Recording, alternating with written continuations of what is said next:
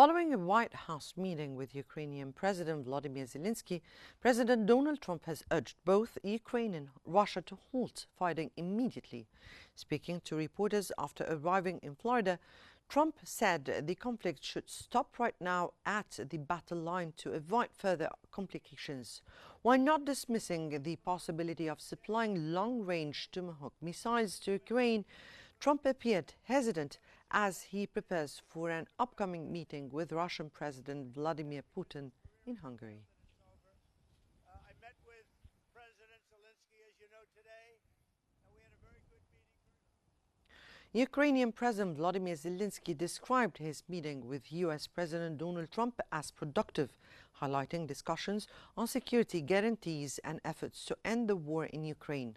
Zelensky expressed trust in Trump's desire to finish the conflict and said he held follow-up calls with European leaders to coordinate efforts. Zelensky remained cautious about missile prospects, noting the US reluctance to escalate tensions and describing his chances as realistic. The Ukrainian president said he preferred not to discuss the missile issue publicly, signaling ongoing delicate negotiations. What we have, what kind of weapon we have, our production, and they understand that combination. US President Donald Trump has told reporters that both Ukrainian President Volodymyr Zelensky and Russian President Vladimir Putin desire an end to the ongoing conflict. Zelensky emphasized the importance of peace and security guarantees, stating that Ukraine is ready to negotiate in any format, bilateral or trilateral, with a focus on ending the war rather than political alignments such as NATO membership.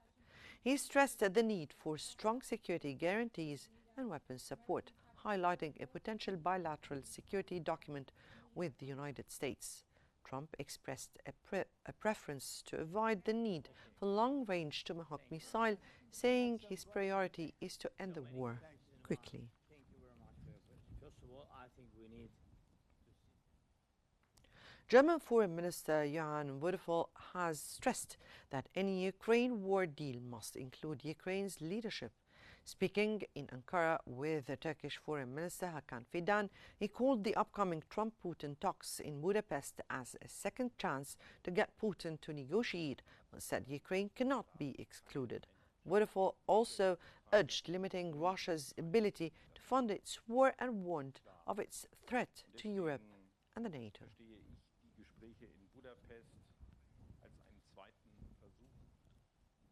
At the recent G7 finance ministers meeting, Germany's Lars Klingbeil, finance minister, has emphasized the group's unified commitment to ending the war in Ukraine by increasing pressure on Russia. The ministers agreed to continue supporting Ukraine and discussing ways to more effectively use frozen Russian assets to weaken Moscow's war economy. Klingbeil stressed the goal of achieving a just peace while maintaining strong financial measures against Russia.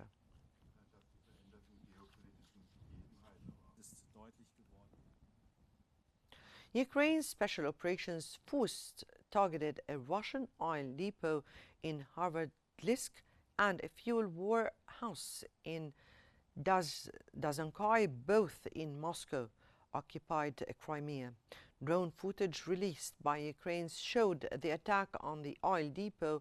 The strikes aimed to disrupt Russian military logistics in the region, although the exact timing of the footage could not be confirmed.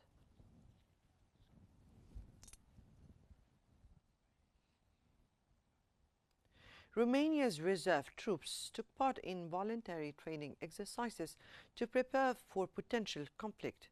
Many reservists who balance civilian careers with part-time military duties practice core skills such as shooting and were introduced to advanced military technology, including a robot dog drone. The training comes as Romania's neighbor Ukraine continues its battle with Russia, spurring Central and Eastern European countries to strengthen their military reserves and modernize their defense capabilities.